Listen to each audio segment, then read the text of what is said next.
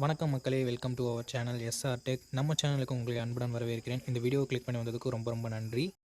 10,000 ரூபாய்க்கு ஒரு மொபைல் வாங்க போகிறீங்களா? எந்த மொபைல் வாங்குறதுன்னு கன்ஃபியூஷனாக இருக்கா? இந்த வீடியோவில் அதை பற்றி தான் மக்களே பார்க்க போகிறோம். 10,000 ரூபாய் பட்ஜெட் செக்மெண்ட்டில் இருக்கக்கூடிய சூப்பரான மொபைல்ஸ் என்னென்ன இருக்குது, கேமிங்க்கு எந்த மொபைல் பெஸ்ட்டாக இருக்கும், கேமரா எந்த மொபைலில் நல்லாயிருக்கும், டிஸ்பிளே, கேமரா, பர்ஃபார்மன்ஸ், பேட்டரி அப்படின்னு எல்லாமே நல்லா இருக்க மாதிரியான மொபைல் இது அப்படின்றத பற்றி டீட்டெயிலாக பார்க்கலாம். இந்த வீடியோவை ஸ்கிப் பண்ணாமல் அப் டு என் வரைக்கும் பாருங்கள் மக்களே. அப்போ மட்டும்தான் நான் சொல்ல வரது உங்களுக்கு முழுமையாக புரியும். பெஸ்ட்டான மொபைலையும் உங்களால் தேர்ந்தெடுக்க முடியும். இப்போ நம்ம வரிசையில் என்னென்ன மொபைல் இருக்குது அப்படின்றத பற்றி பார்த்துடலாம். உங்களோட டைமை சேவ் பண்ணணும்னு நினச்சிங்கன்னா இந்த வீடியோவை 2x ஸ்பீடில் வச்சு பாருங்கள் மக்களே.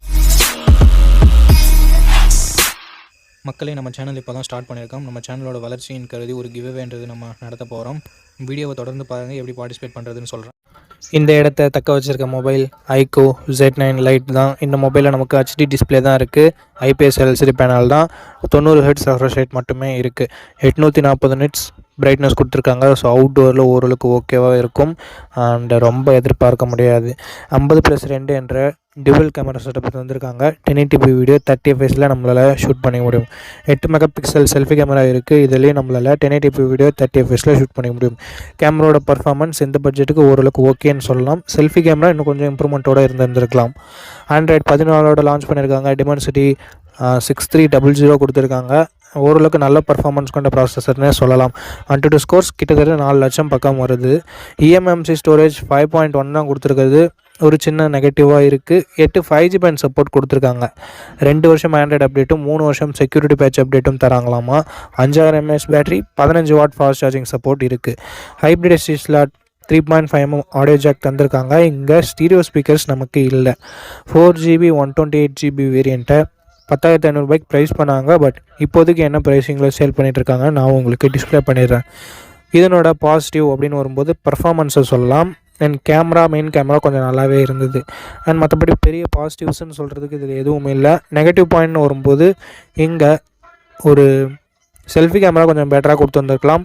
அட்லீஸ்ட் வைட் ஆங்கிள் இல்லை 4K வீடியோ சப்போர்ட் கொடுத்துருந்துருக்கலாம். ஏன்னா காம்படிஷனாக இருக்க Moto G35 இது எல்லாமே இருக்குது. ஸோ இது ஒரு நெகட்டிவாக தான் இருக்குது. ஸோ இந்த மொபைலோட பாசிட்டிவ் அண்ட் நெகட்டிவ் எல்லாமே ஓகேனா ரீசன்ட் ஃபுல் ரிவ்யூவை செக் பண்ணிவிட்டு இந்த மொபைலை நீங்கள் வாங்கிக்கலாம். இந்த இடத்த தக்க வச்சுருக்க மொபைல் ஃபோன்னு பார்க்கும்போது ரெட்மி தரப்பிலிருந்து ரெட்மி A4 5G அப்படின்ற ஒரு மொபைல் தான். இந்த மொபைலில் நமக்கு HD டிஸ்பிளே தான் கொடுத்துருக்காங்க. IPS LCD பேனல் தான். 120 Hz ரெஃப்ரெஷ் ரேட் இருக்குது. 240 Hz டச் சாம்பிளிங் ரேட்டும் இருக்குது. பிக் பிரைட்னஸ்னு பார்க்கும்போது 600 நிட்ஸ் கொடுத்துருக்காங்க. ஸோ அதனால் வெளியில் யூஸ் பண்ணுறதுக்கு கொஞ்சம் கஷ்டமாக தான் இருக்கும். ரொம்ப கஷ்டம்னு சொல்ல முடியாது, பட் யூஸ் பண்ணுற வகையில் இருக்கும்ன்றது எதிர்பார்க்கலாம். அண்ட் ஒரு முக்கியமான விஷயம், வாட்டர் ட்ராப் நாட்ச் கொடுத்துருக்காங்க. 2025 வாட்டர் ட்ராப் நாட்ச் யாராலையும் ஏற்றுக்க முடியாது. ஸோ அது ஒரு நெகட்டிவாக தான் நான் பார்க்குறேன். 50 megapixel plus 2 megapixel camera setup கொடுத்துருக்காங்க. அண்ட் 1080p வீடியோ 30 fps நம்மளால் ஷூட் பண்ணிக்க முடியும். 5 மெகாபிக்சல் செல்ஃபி கேமரா தான் தந்திருக்காங்க. 1080p வீடியோ 30 fps வரைக்கும் ஷூட் பண்ணிக்க முடியும்.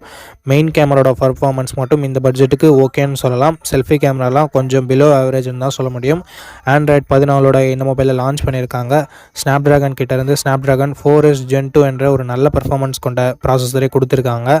LPDDR4X ரேமும் UFS 2.2 ஸ்டோரேஜ் டைப்பும் கொடுத்துருக்கிறது ஒரு பாசிட்டிவான விஷயம். அண்ட் 2 வருஷம் ஆண்ட்ராய்டு அப்டேட்ஸும் 4 வருஷம் செக்யூரிட்டி பேட்ச் அப்டேட்டும் தருவாங்களாமா. 7 5G பேண்ட் கொடுத்துருக்காங்க. இங்கே நோட் பண்ணக்கூடிய விஷயம், ஏர்டெல் 5G இப்போதைக்கு சப்போர்ட் இல்லை. ஜியோ 5G மட்டும்தான் சப்போர்ட் இருக்குது. ஏர்டெல் எப்போ அவங்களோட நான் ஸ்டாண்ட் அலோன் பேண்ட்ஸு ப்ரொவைட் பண்ணுறாங்களோ அது வரைக்கும் ஏர்டெல் சப்போர்ட் இல்லை. இந்த விஷயத்தை நீங்கள் முக்கியமாக நோட் பண்ணிக்கணும் மக்களே.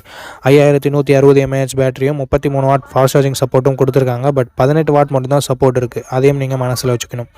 3.5mm ஆடியோ ஜாக் இருக்குது. And dedicated SD card support இருக்குது. ரெட்மிலாவே நம்ம எதிர்பார்க்குறது IR பிளாஸ்டர் இங்கே கொடுக்கல. 6GB 64GB 8,500 ரூபாய்க்கு ப்ரைஸ் பண்ணியிருக்காங்க. ப்ரைஸிங் அப்பப்போ மாறிக்கிட்டே இருக்குது. ஸோ நான் டிஸ்பிளே பண்ணிடுற மக்களே, அதை பார்த்து நீங்கள் தெரிஞ்சுக்குவாங்க. அண்ட் இந்த ப்ரைஸிங்க்கு இதனோட பாசிட்டிவ் அப்படின்னு வரும்போது மெயின் கேமராவோட பர்ஃபார்மன்ஸும் அண்ட் ஆக்சுவல் ப்ராசஸரோட பர்ஃபார்மன்ஸையும் நம்ம பாசிட்டிவாக சொல்லலாம். பேட்டரி கொஞ்சம் தாங்குதுன்னு வச்சுக்கோங்களேன். நெகட்டிவ் பாயிண்ட்னு வரும்போது ஏர்டெல் 5G பேண்ட் சப்போர்ட் பண்ணாது. டிஸ்பிளே கொஞ்சம் கம்மியாக தான் இருக்குது. செல்ஃபி கேமரா ரொம்ப கம்மியாக இருக்குது. ஸோ இது மட்டும் நீங்கள் பார்த்துக்கோங்க. பட்ஜெட் ஸ்ட்ரிக்டாக இருந்தால் மட்டும் இதை வாங்கிக்கோங்க. அப்படி இல்லைனா ஒரு சில மொபைல்ஸ்லாம் நான் இதுக்கு அப்புறமா இன்க்ளூட் பண்ணுவேன். ஸோ அதை பார்த்துட்டு கூட நீங்கள் வாங்கிக்கலாம். எந்த மொபைல் வாங்குறதா இருந்தாலும் ரீசன்ட் ஃபுல் ரிவ்யூவை செக் பண்ணிவிட்டு வாங்கிக்கோங்க. ஓகே மக்களே, இந்த இடத்த தக்க வச்சிருக்கக்கூடிய மொபைல் போக்கோவோட போக்கோ M6 ப்ளஸ் தான். இந்த மொபைலில் நமக்கு 6.9 inches full HD plus display கொடுத்துருக்காங்க. 120 ஹெர்ட்ஸ் ரெஃப்ரெஷ் ரேட்டுமே இருக்குது. IPS LCD பேனல் தான். 550 நிட்ஸ் பிரைட்னஸும் கொடுத்துருக்காங்க. அவுட்டோரில் மேக்ஸிமம் யூஸ் பண்ணுறதுக்கு கொஞ்சம் சிரமமாக தான் இருக்கும். அண்ட் அது மட்டும் இல்லாமல் கேமரான்னு வரும்போது 108 மெகா பிக்சல் சென்சரோட ஒரு பிரைமரி கேமராவும் 2 மெகா பிக்சல் சென்சரும் என்ற டியூவல் கேமரா செட்டப் தந்திருக்காங்க. 1080p வீடியோ 30 fps வரைக்கும் ஷூட் பண்ணிக்க முடியும். 13 மெகா பிக்சல் செல்ஃபி கேமரா கொடுத்துருக்காங்க. அண்டு இதுலேயும் நம்மளால் 1080p வீடியோ 30 fps வரைக்கும் ஷூட் பண்ண முடியும். பிரைமரி கேமராவோட பர்ஃபார்மன்ஸ் டே லைட்டில் நல்லாவே இருந்தது. லோ லைட்டில் ஓரளவுக்கு ஓகேன்னு சொல்லலாம். செல்ஃபி கேமராவுமே ஓரளவுக்கு டீசென்ட் அப்படின்னு நம்ம சொல்லலாம். அண்ட் அது மட்டும் இல்லாமல் பர்ஃபார்மன்ஸ்னு வரையில் இங்கே Android 14 லான்ச் பண்ணியிருந்தாங்க. Snapdragon 4 Gen AE accelerated edition அப்படின்ற ஒரு ப்ராசஸர் கொடுத்துருந்தாங்க. 4,40,000 பக்கம் AnTuTu ஸ்கோர் வந்தது. ஓரளவுக்கு ஓகேன்னு சொல்லலாம் இந்த பட்ஜெட்டுக்கு. ஆண்ட்ராய்ட் 14 லான்ச் பண்ணியிருந்தாலும் 2 வருஷம் ஆண்ட்ராய்டு அப்டேட்டும் 3 வருஷம் செக்யூரிட்டி பேட்ச் அப்டேட்டும் தருவாங்களாமா. இதுவும் ஓரளவுக்கு டீசென்ட்டுன்னு சொல்லலாம். 9 5G சப்போர்ட் இருக்குது. UFS 2.2 ஸ்டோரேஜ் டைப் கொடுத்துருக்காங்க. அண்ட் அது மட்டும் இல்லாமல் பேட்டரின்னு வரும்போது 5030 mAh பேட்டரியும் 33 வாட் ஃபாஸ்ட் சார்ஜிங் சப்போர்ட்டும் கொடுத்துருக்காங்க மக்களே. அண்ட் எக்ஸ்ட்ரா ஃபீச்சர்னு வரும்போது hybrid SD slot 3.5mm audio jack IR blaster கொடுத்துருக்காங்க. பட் ஸ்டீரியோ ஸ்பீக்கர்ஸ் இல்லை. ஸோ அது ஒரு சின்ன நெகட்டிவ் தான். அண்ட் 6GB 128GB வேரியண்ட்டாக லான்ச் பண்ணும்போது 13,000 லான்ச் பண்ணாங்க. இப்போ விலை கம்மியாக தான் இருக்குது. என்ன ப்ரைஸிங்கன்றதை நான் டிஸ்பிளே பண்ணிடுறேன் மக்களே. இதனோட பாசிட்டிவ், இதனோட டிஸ்பிளேவை சொல்லலாம், கேமரா மெயின் கேமராவை சொல்லலாம். அண்ட் பர்ஃபார்மன்ஸுமே நல்லா தான் இருக்குது. அண்ட் நெகட்டிவ் பாயிண்ட்னு வரும்போது செல்ஃபி கேமரா இன்னும் கொஞ்சம் பெட்டராக கொடுத்துருந்துருக்கலாம் அப்படின்றது தான் ஒரு சின்ன நெகட்டிவாக இருந்தது. மற்றபடி பெரிய நெகட்டிவ்னு சொல்கிறதுக்கு எதுவுமே இல்லை. ஸோ இந்த பாசிட்டிவ் அண்ட் நெகட்டிவ் எல்லாமே ஓகேனா ரீசெண்ட் ரிவ்யூவை செக் பண்ணிவிட்டு நீங்கள் தாராளமாக பர்ச்சேஸ் பண்ணிக்கலாம்.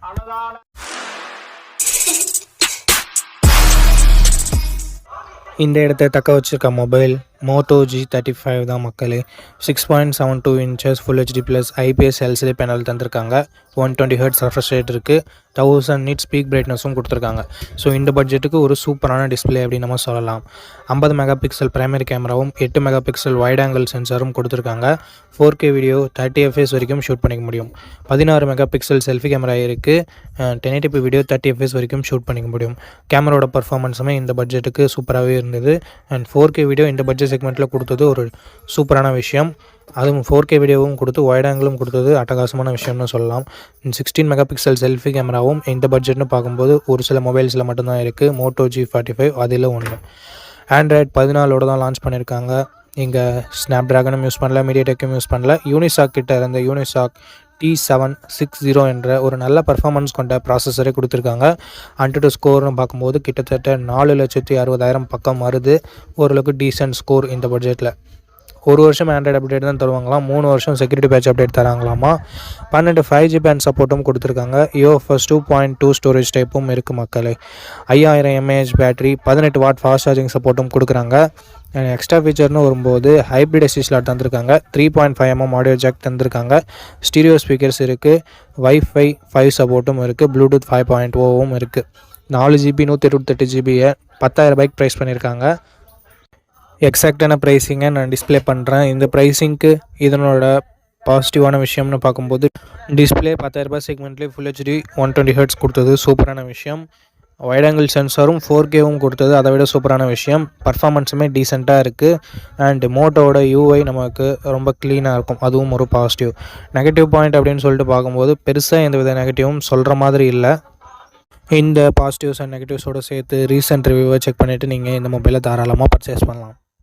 ஓகே, இது வரைக்கும் இந்த வீடியோ பார்த்துட்டு இருந்தீங்கன்னா ரொம்ப நன்றி மக்களே. அப்படியே வீடியோவுக்கு லைக் பண்ணிட்டு கமெண்ட் பண்ணிவிட்டு ஷேர் பண்ணிடுங்க. நம்ம சேனலை சப்ஸ்கிரைப் பண்ணிடுங்க. இதுதான் கிவ் அவேவோட டாஸ்க்கும் கூட.